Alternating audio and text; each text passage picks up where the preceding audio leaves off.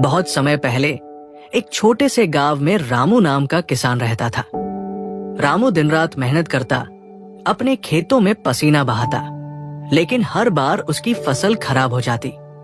कभी बारिश ज्यादा हो जाती तो कभी सूखा पड़ जाता। रामू का दिल टूटने लगा। वो हर रात भगवान से शिकायत करता, हे प्रभु, मेरी मेहनत क्यों बेकार जाती है? क्या मेरी किस्मत में खुशहाली नहीं लिखी? एक दिन रामू ने सोचा, अब और नहीं, मैं खुद भगवान से जवाब मांगूंगा। वो गांव के मंदिर पहुंचा।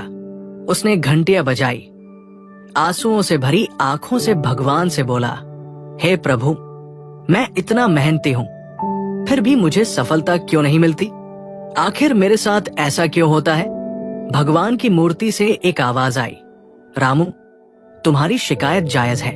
इस बार मैं तुम्हें पूरा नियंत्रण देता हूं।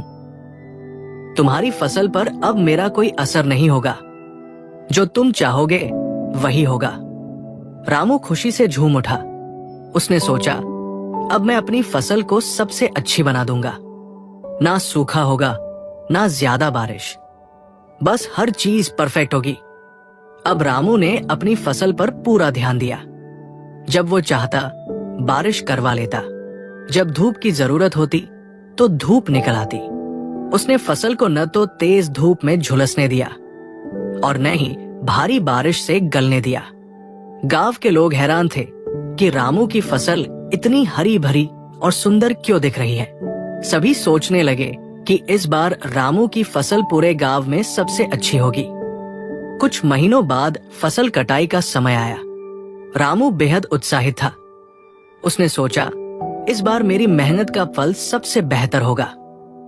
लेकिन जब उसने फसल काटी और अनाज को देखा तो दाने कमजोर और अधूरे थे। रामू की खुशी चकनाचूर हो गई। वो सीधे मंदिर पहुंचा और भगवान से बोला, हे प्रभु, मैंने हर चीज सही की, फिर भी मेरी फसल खराब क्यों हुई? भगवान मुस्कुराए और बोले, रामू, तुमने अपनी फसल को सब कुछ दिया, लेकिन एक चीज देना भूल गए, संघर्ष। तूफान, तेज धूप और भारी बारिश फसल को मजबूत बनाते हैं। बिना मुश्किलों के अनाज पकता नहीं। रामू को अपनी गलती का एहसास हुआ। उसने भगवान के चरणों में सिर झुका लिया और कहा, अब समझा प्रभु, कठिनाइयां भी जीवन का हिस्सा है। संघर्ष हमें मजबूत बनाता है। मैं अब कभी आपकी मर्जी पर सवाल नहीं उठाऊंगा। उस दिन के बाद रामू ने मेहनत तो की, लेकिन भगवान की मर्जी पर पूरा विश्वास रखा और धीरे धीरे उसकी फसल भी अच्छी होने लगी। कहानी की